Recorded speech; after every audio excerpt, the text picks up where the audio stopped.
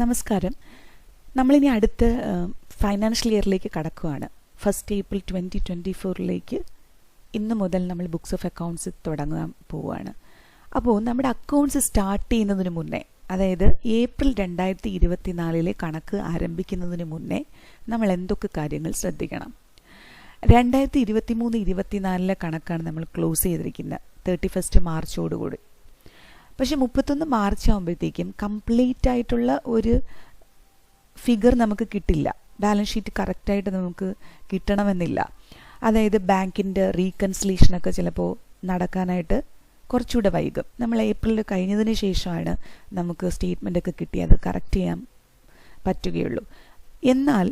എന്നാൽ കൂടി നമ്മുടെ കമ്പനിയെ സ്പ്ലിറ്റ് ചെയ്യേണ്ട ഒരു ആവശ്യമുണ്ട്. അതായത് ഏപ്രിൽ 1 മുതൽ നമ്മൾ കണക്കുകൾ ആരംഭിക്കുമ്പോൾ എല്ലാ ലെഡ്ജർ ബാലൻസുകളും ക്ലോസിംഗ് ബാലൻസുകളും ഒക്കെ ഷിഫ്റ്റായി വരണമെങ്കിൽ നമ്മുടെ കമ്പനി സ്പ്ലിറ്റ് ചെയ്താലേ പറ്റൂ.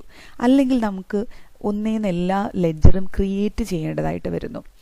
അപ്പോൾ ഇത്തരത്തിലുള്ള ബുദ്ധിമുട്ടുകൾ അവോയ്ഡ് ചെയ്യുന്നതിന് വേണ്ടിയിട്ട് നമ്മുടെ കമ്പനിയെ നമുക്ക് സ്പ്ലിറ്റ് ചെയ്യാം. സ്പ്ലിറ്റ് ചെയ്യുമ്പോൾ നമുക്ക് താൽക്കാലികമായിട്ട് നിലവിലുള്ള ബാലൻസുകളെല്ലാം തന്നെ ഷിഫ്റ്റ് ചെയ്യപ്പെടുന്നതായിരിക്കും പുതിയ കമ്പനിയിലേക്ക്, പുതിയ ഫൈനാൻഷ്യൽ ഇയറായിട്ടുള്ള കമ്പനിയിലേക്ക് ഷിഫ്റ്റ് ചെയ്യപ്പെടുന്നതായിരിക്കും. കമ്പനിയെ സ്പ്ലിറ്റ് ചെയ്യുന്നത് വഴി നമ്മുടെ അക്കൗണ്ട്സുകൾ പെട്ടെന്ന് തന്നെ ക്രിയേറ്റ് ചെയ്തെടുക്കാനും ട്രാൻസാക്ഷൻസിലേക്ക് കടക്കാനും നമുക്ക് സാധിക്കും. അപ്പോൾ നമുക്ക് എങ്ങനെയാണ് കമ്പനിയെ സ്പ്ലിറ്റ് ചെയ്യുന്നത് നോക്കാം. കമ്പനി സ്പ്ലിറ്റ് ചെയ്യുന്നതിന് മുന്നേ ചില കാര്യങ്ങളും കൂടെ നോട്ട് ചെയ്യേണ്ടതായിട്ടുണ്ട്. അതായത് നമ്മളൊരു കമ്പനിയെ സ്പ്ലിറ്റ് ചെയ്യുന്നതിന് മുന്നേ ആ കമ്പനിയെ നമുക്കൊന്ന് സേഫ് മോഡിലേക്ക് ആക്കണം. അതായത് ബാക്കപ്പ് ചെയ്ത് വെക്കണം. ബാക്കപ്പ് ചെയ്ത് വെക്കുകയാണെങ്കിൽ ഇൻ കേസ് സ്പ്ലിറ്റ് ചെയ്യുന്ന ടൈമിൽ കമ്പനിക്ക് എന്തെങ്കിലും പ്രോബ്ലം നേരിടുകയാണെങ്കിൽ നമ്മുടെ കമ്പനിയെ തിരിച്ച് റീസ്റ്റോർ ചെയ്യാനായിട്ടും സാധിക്കും. അപ്പോൾ അതിന് വേണ്ടിയിട്ട് കമ്പനിയെ സ്പ്ലിറ്റ് ചെയ്യുന്നതിന് മുന്നേയായി നമുക്ക് നമ്മുടെ കമ്പനിയെ ബാക്കപ്പ് ചെയ്യുന്നത് എങ്ങനെയാണെന്ന് നോക്കാം. അതിനായിട്ട് കമ്പനി നമ്മൾ ആദ്യം സെലക്ട് ചെയ്തിടുക. നമ്മുടെ 2023-24 കമ്പനി സെലക്ട് ചെയ്തിട്ടതിന് ശേഷം ആദ്യം നിങ്ങൾ ഇന്ന് ചെയ്യേണ്ട പ്രോസസ്സ് എന്താണെന്ന് വെച്ചാൽ മുകളിൽ ഡേറ്റ പോയി ഒന്ന് ക്ലിക്ക് ചെയ്യുക. ഡേറ്റ പോയി ക്ലിക്ക് ചെയ്തതിന് ശേഷം ഇവിടെ ബാക്കപ്പ് എന്ന് പറയുന്നൊരു ഓപ്ഷൻ ഉണ്ടാവും. ഈ ബാക്കപ്പ് നമുക്ക് ടാലിയിൽ തന്നെ എങ്ങനെ ബാക്കപ്പ് ചെയ്യാമെന്നുള്ളതിനെ കുറിച്ചാണ് ഞാൻ ഈ വീഡിയോയിലൂടെ കാണിക്കുന്നത്. ബാക്കപ്പ് എടുക്കുക. ബാക്കപ്പ് എടുത്തതിന് ശേഷം ബാക്കപ്പ് ഡെസ്റ്റിനേഷൻ പാത്ത് ക്രിയേറ്റ് ചെയ്യാന്നുള്ളതാണ്. അതിന് വേണ്ടിയിട്ട് നമുക്ക് സ്പെസിഫൈ പാത്ത് ഒന്ന് എടുക്കാം.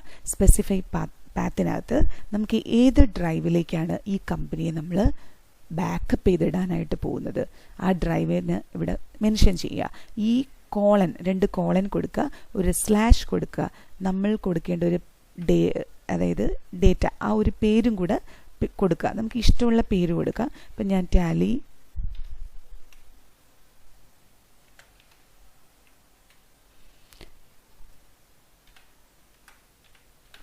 ഇങ്ങനെ ഒരു പേര് ഞാൻ കൊടുത്തു. ഒരു പാത്ത് ഡിസൈൻ ചെയ്തു. അപ്പോൾ ഈ ഡ്രൈവിനകത്ത് ഈ ഒരു പേര് ഞാൻ ഡിസൈൻ ചെയ്തു. നിങ്ങൾക്ക് ഇഷ്ടമുള്ള പേര് ഡിസൈൻ ചെയ്യാം. പക്ഷേ കറക്റ്റായിട്ട് ഈ കോളൻ ഏതാണോ ഡ്രൈവ് അത് കറക്റ്റായിട്ട് സ്പെസിഫൈ ചെയ്ത് കൊടുക്കുക.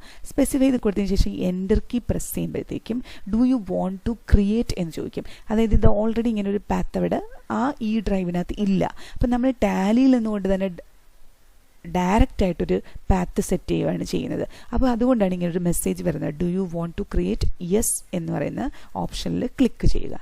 ക്ലിക്ക് ചെയ്തിട്ട് നമ്മൾ ഇവിടെ നിന്നുകൊണ്ട് തന്നെ സെലക്ട് ഫ്രം ഡ്രൈവ് അല്ലെങ്കിൽ ഈ :/ടാലി ബാക്ക് 2023 എന്ന് പറഞ്ഞ് ഇവിടെ കാണും. ഒന്ന് എൻ്റർ കീ പ്രസ് ചെയ്യുക. എൻ്റർ കീ പ്രസ് ചെയ്തിട്ട് നമ്മുടെ ലിസ്റ്റ് ഓഫ് കമ്പനിയിൽ നിന്ന് നമ്മൾ വർക്ക് ചെയ്യുന്ന ഏത് കമ്പനിയാണോ കഴിഞ്ഞ ഫൈനാൻഷ്യൽ ഇയറിലെ നമ്മുടെ കമ്പനി 2023-24 നമ്മുടെ കമ്പനി സെലക്ട് ചെയ്യുക. സെലക്ട് ചെയ്തിട്ട് എൻഡ് ഓഫ് ലിസ്റ്റ് കൊടുക്കുക. അപ്പോൾ ഇതൊന്ന് എൻ്റർ ചെയ്യുക. ആക്സെപ്റ്റ് കൊടുക്കുക. ആക്സെപ്റ്റ് കൊടുത്ത് യെസ് ചെയ്യുക.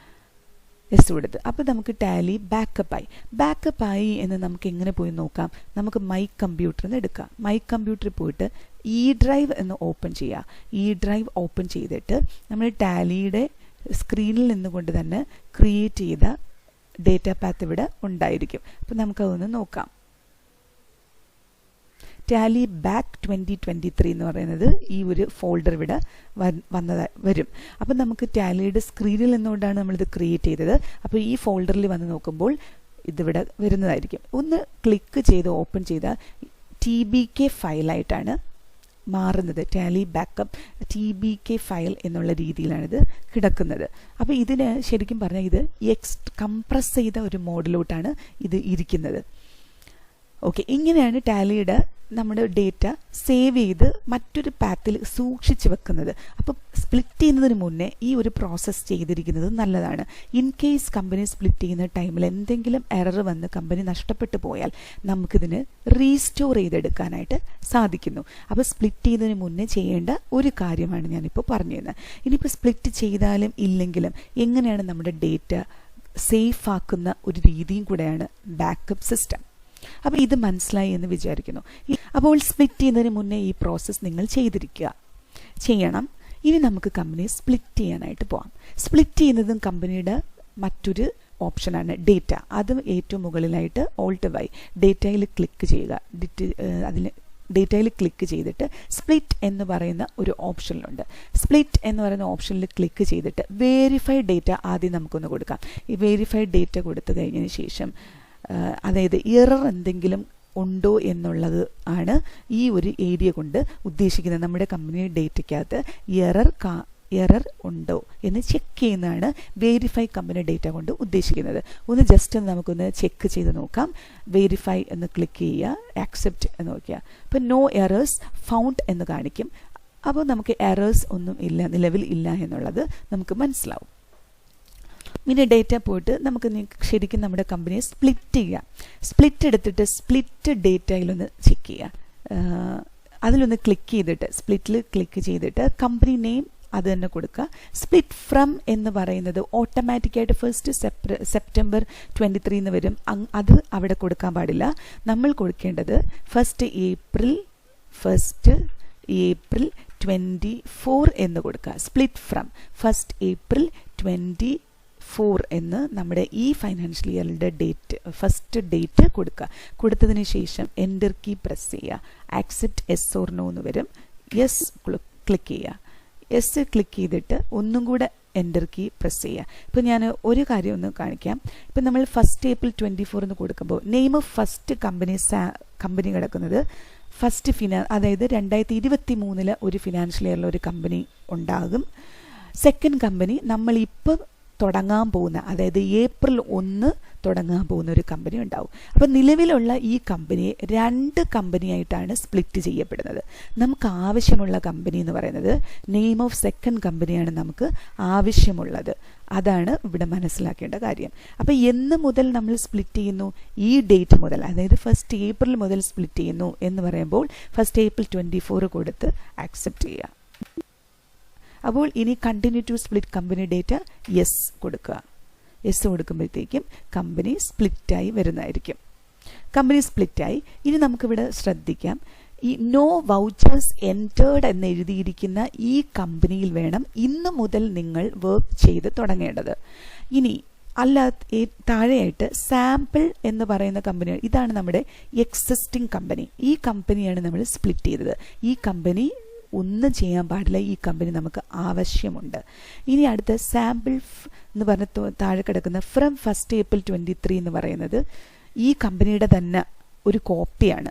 അപ്പോൾ ഇത് നമുക്ക് ആവശ്യമില്ല. നമുക്കിതിനെ അങ്ങ് ഡിലീറ്റ് ചെയ്ത് കളയാം. നമുക്ക് ആവശ്യമുള്ളത് ഈ 1 ഏപ്രിൽ 24 അതിൻ്റെ നേരെ നോ വൗച്ചേഴ്സ് എൻറ്റേർഡ് എന്ന് എഴുതിയിരിക്കുന്ന കമ്പനിയും പിന്നെ നമ്മൾ സ്പ്ലിറ്റ് ചെയ്യാനായിട്ട് എടുത്ത നമ്മുടെ ഒറിജിനൽ കമ്പനിയുടെ ബ്രാക്കറ്റിൽ ഒന്നും കാണില്ല. ആ കമ്പനിയും നമുക്ക് നിലനിർത്തണം. അതുപോലെ തന്നെ നിലനിർത്തേണ്ടത് ഏതാ? ഈ സാമ്പിൾ 1 ഏപ്രിൽ 24 എന്ന് എഴുതിയിരിക്കുന്ന കമ്പനിയാണ് നമ്മൾ നിലനിർത്തേണ്ടത്. ഇപ്പോൾ മനസ്സിലായി എന്ന് വിചാരിക്കുന്നു. അപ്പം ഞാൻ ഇതിനെ അങ്ങ് ഷട്ട് ചെയ്ത് മാറ്റാം. അല്ലെങ്കിൽ ഈ ടാലിയെ ഒന്ന് ക്ലോസ് ചെയ്തിട്ട് നമുക്ക് ഇന്ന് മുതൽ ഡേറ്റ ചെയ്യുന്ന എങ്ങനെയാണെന്നുള്ള നോക്കാം. ആ കമ്പനി നമുക്കൊന്ന് സെലക്ട് ചെയ്യാം. അപ്പോൾ ഇത്രയും സ്പ്ലിറ്റ് ചെയ്ത് വന്നതിന് ശേഷം നിങ്ങൾക്ക് ഓൾറെഡി തന്നെ ഇവിടെ നിന്നുകൊണ്ട് തന്നെ കണക്കുകൾ ചെയ്ത് ആരംഭിക്കാം. ഈ നോ വൗച്ചേഴ്സ് എൻറ്റേർഡ് എന്ന് എഴുതിയിരിക്കുന്ന കമ്പനിയാണ് ഇനിയിപ്പോൾ നമ്മൾ വർക്ക് ചെയ്യാൻ പോകുന്ന കമ്പനി. അപ്പോൾ നമുക്ക് കൺഫ്യൂഷൻ ഉണ്ടാകാതിരിക്കാൻ വേണ്ടിയിട്ട് ഞാൻ ടാലിയെ ഇതങ്ങ് ക്ലോസ് ചെയ്തിട്ട് ഒന്ന് സെലക്ട് ചെയ്യാം നോക്കാം. അപ്പോൾ ഞാൻ ഇത് ക്ലോസ് ചെയ്ത് എസ് കൊടുത്ത് ക്വിറ്റായി. വീണ്ടും ടാലി പ്രൈം ഒന്ന് ഓപ്പൺ ചെയ്യുക.